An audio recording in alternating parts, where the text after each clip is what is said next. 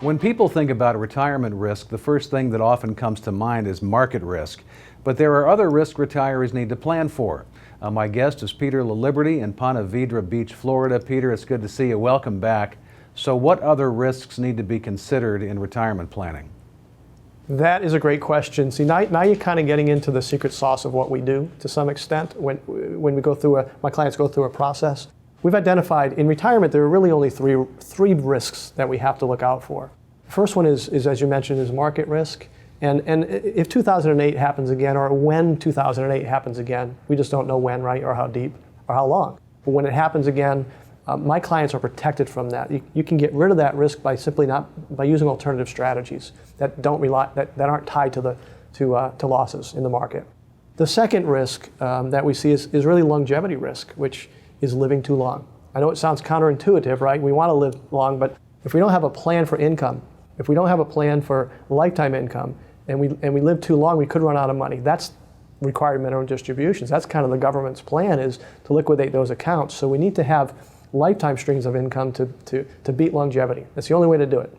The third risk is a health risk, right? Nothing else. These are the three things that can get retirees. Nothing else really. Then people aren't going to be sued and things like that. But the health risk is generally long-term care.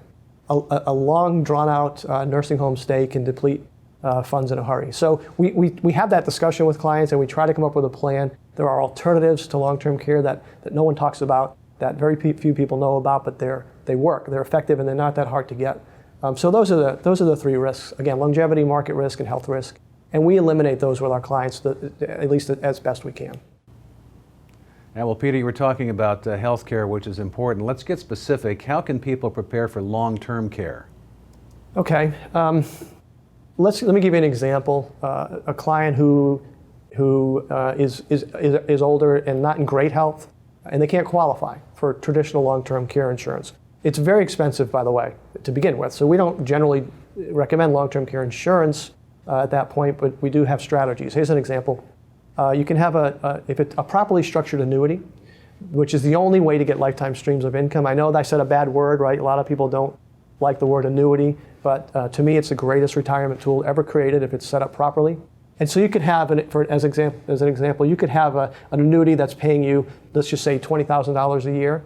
And if you end up in a nursing home or just end up needing a nurse to come into your home, that income could potentially double or even triple for up to 5 years. That's an alternative strategy that doesn't require monthly premiums, doesn't require health screening, and it's certainly a great alternative to having nothing.